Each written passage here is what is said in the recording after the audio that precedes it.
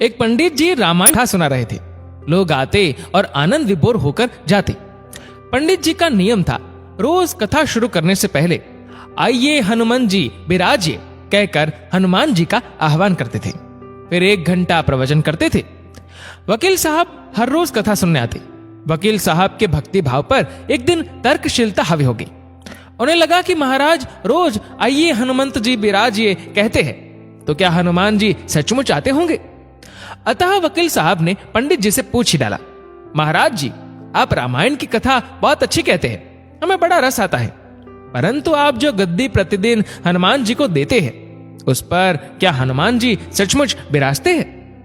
पंडित जी ने कहा, हाँ, ये मेरा व्यक्तिगत विश्वास है कि राम कथा हो रही हो तो हनुमान जी अवश्य पधारते हैं। वकील ने कहा, महाराज ऐसे बात नहीं बनेगी। हनुमान जी यहाँ आते हैं इसका कोई सबूत दीजिए। आपको साबित करके दिखाना चाहिए कि हनुमान जी आपकी कथा सुनने आते हैं। महाराज जी ने बहुत समझाया कि भैया आस्था को किसी सबूत की कसौटी पर नहीं कसना चाहिए। ये तो भक्त और भगवान के बीच का प्रेम रस है, व्यक्तिगत श्रद्धा का विषय है। आप कहो तो मैं प्रवचन करना बंद कर दूं या आप कथा में आना छोड़ दो। लेकिन वकील नहीं माना। वो कहता ही रहा कि आप कई दिनों से दावा करते आ रहे हैं, ये बात और स्थानों पर भी कहते होंगे, इसलिए महाराज आपको तो साबित करना होगा कि हनुमान जी कथा सुनने आते हैं। इस तरह दोनों के बीच वाद विवाद होता रहा। मौखिक संघर्ष बढ़ता चला गया। हार कर पंडित जी महाराज ने कहा, हनुमान जी है या नहीं उसका सबूत कल दिखाऊंगा।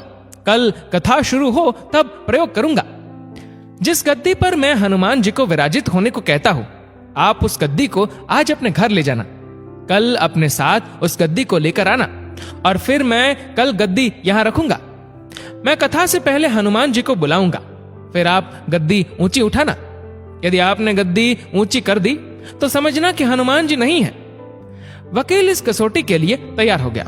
पंडित जी ने कहा, हम दोनों में से जो पराजित होगा वह क्या करेगा इसका निर्णय भी कर ले।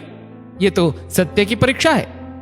वकील ने कहा, मैं गद्दी ऊंची न कर सका तो वकालत छोड़कर आपसे दीक्षा ले लूंगा।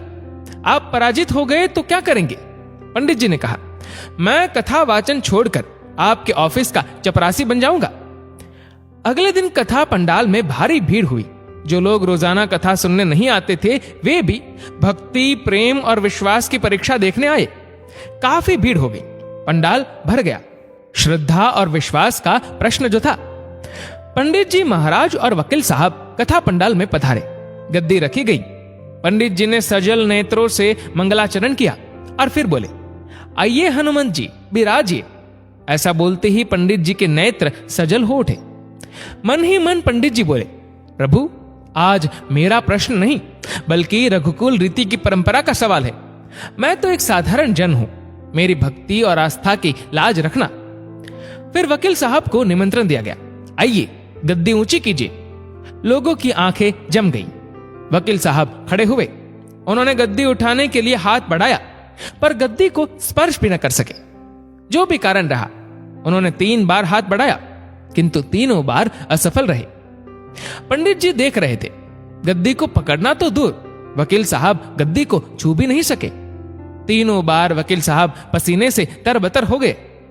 वकील साहब पंडित जी महाराज के चरणों में गिर पड़े और बोले, महाराज गद्दी उठाना तो दूर, मुझे नहीं मालूम कि क्यों मेरा हाथ भी गद्दी तक नहीं पहुंच पा रहा है, अतः मैं अपनी हार स्वीकार करता हूं। कहते हैं कि श्रद्धा और भक्ति के साथ की गई आराधना में बहुत शक्ति होती है। मानो तो देव नहीं तो पत्थर। प्रभु की मूर्ति तो पाषाण की ही होती है, लेकिन भक्त के भाव से उसमें प्राण प्रतिष्ठा होती है तो प्रभु विराजते हैं। दोस्तों, आपके इस वीडियो के बारे में क्या राय है नीचे कमेंट करके जरूर बताएं।